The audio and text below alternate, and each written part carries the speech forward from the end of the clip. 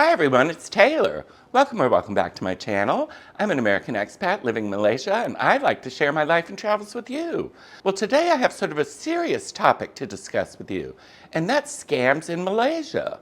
Well, you know, scams are worldwide, so it's not just Malaysia, and you know I usually like to only say good things about this country, but scams are a way of life now, and you have to watch out for it. I've been taken a few times. Sound interesting? Stay tuned.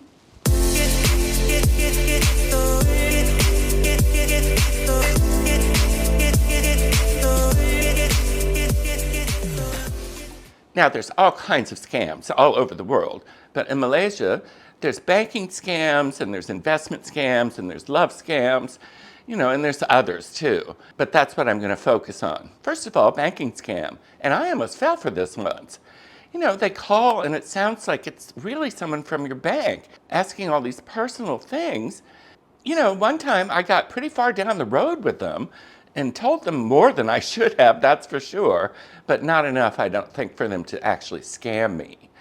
And then I got skeptical and thought, this doesn't seem right. So skeptical is the word of the day.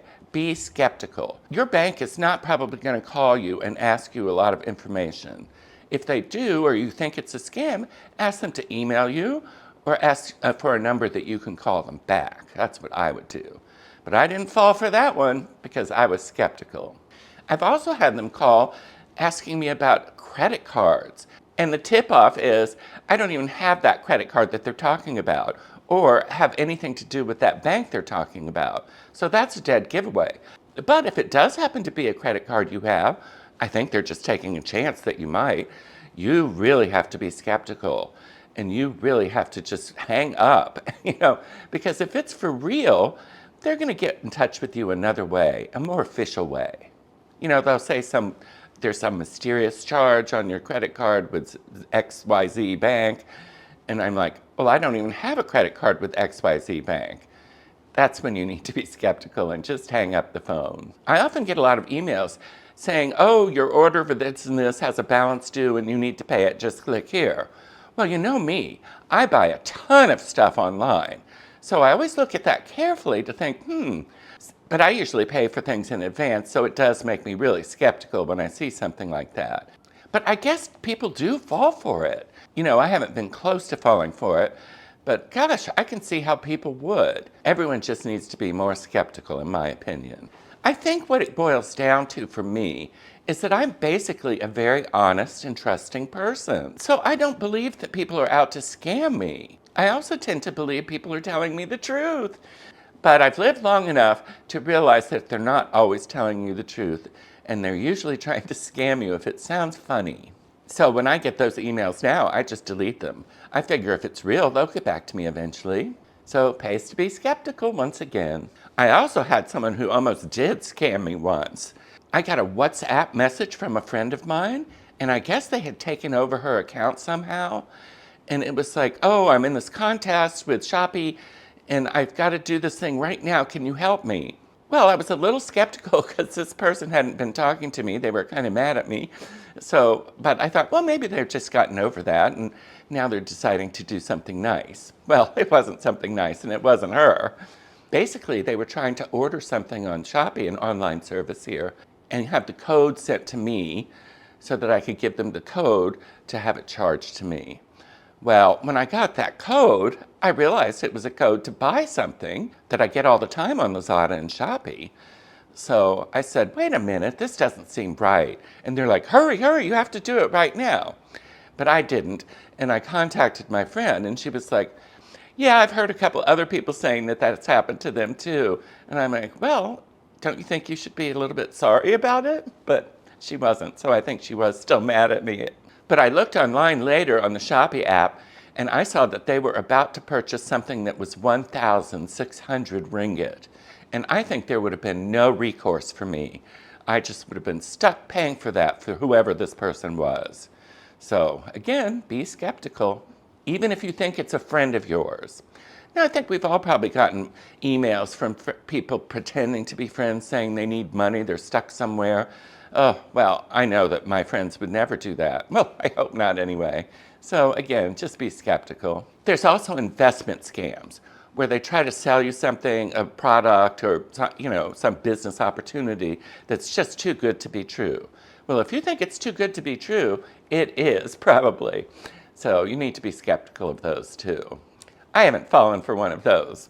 Another pretty common scam that, from what I understand, is I was trying to sell a desk once on Muda. That's an online selling thing here. And someone contacted me right away and said they wanted to buy the desk and they wanted to come get it right away. The only thing was that I had to send them 100 ringgit to pay the delivery people and then they would pay me back. Well, I thought, well, that's ridiculous. Why should I pay the delivery people if you can't? So at that one, I didn't fall for it all. It was just too weird. But apparently some people do fall for it because I've heard other people tell me it's happened to them too. So once again, just be more skeptical.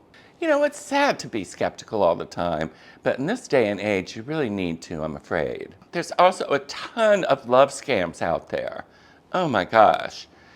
I've been on dating apps here and there, and these people, they just are trying to scam you. I don't know what the end goal is, maybe to get you to trust them and send them money or something. But honestly, it's just so sad. At one point, I had someone even tell me that they were royalty. Huh, who would fall for that? Well, sadly, some people do. If you've watched those catfish videos on YouTube, oh my gosh. Usually, a sign of this love scam is that they get to fall in love with you a little bit too quickly.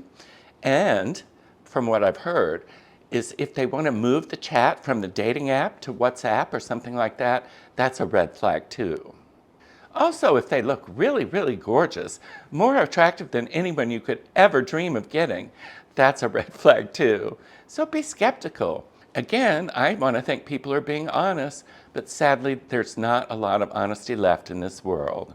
Also, if someone you're chatting with on a dating app suddenly needs money for an emergency or something, that's a big red flag. So be skeptical of that too. Now, the last one I'm going to talk about is friend scams. Yes, you heard me right. Friends that scam you. I've had this happen several times, and you would think I'd learn, but I haven't because, once again, I'm a trusting soul. And maybe that's not really a scam, but people that borrow money that never pay you back, that is kind of a scam. For instance, during COVID back in Penang, I had a friend who I thought was a super good friend who wasn't getting paid by his job because of COVID. He worked at a hotel somewhere. And so I gave him money like 3 months in a row to pay his rent. Now, it only added up to 1,600 ringgit. And he was very grateful, and he told me, oh, no, you should never lend money to a Malaysian. Well, he was Malaysian, but I don't know why he said that. But he was right, because he only paid me back a very small portion of it. And then when I moved to KL, he started ignoring my texts, and eventually he blocked me. Now, what kind of a friend does that? Clearly not a real friend. So it's sad to say you need to be skeptical of your friends too. I also had another friend who said they needed money for their work visa. Generally in Malaysia, your work visa is paid for by your employer, or at least partially, or handled by them anyway. But he said he needed it desperately, and I thought, well, okay, he'll pay me back. Well, I gave him the money for his visa, and then he left town. He flew to Dubai to live there with the money I gave him. So once again, not a real friend. A scammer, not a friend. And I had known him for quite a while too. Then afterwards he tried to pretend like it was no big deal. Well, it was a big deal to me. So, once again, be skeptical even of your friends. I've even had people lately emailing me from my YouTube channel asking me for money. Oh, they say they're desperate, they don't have any money for food. Please send them some money for food, some grab money or something like that. I don't know what people think. I'm not rich. Certainly not rich from doing YouTube. So I'm not going to just send money to strangers. That's crazy. But I've had that happen a few times. I just ignore it because, once again, I've become very skeptical. And you'd think I had learned my lesson, right? Well, no, not at all. I tend to just be too trusting. I had a friend recently say that they were going to be kicked out of their apartment unless I lent them 2,000 ringgit. So I did. I thought, oh my gosh, I can't have that happen to my friend. And I thought I knew them well enough that it wasn't a big deal. Now, once again, he has tried to pay back some of it, but nowhere near the total. So I don't know what to do about that. I still have my fingers crossed that he will eventually pay me the rest of it, but from my experience in the past, that's not the case.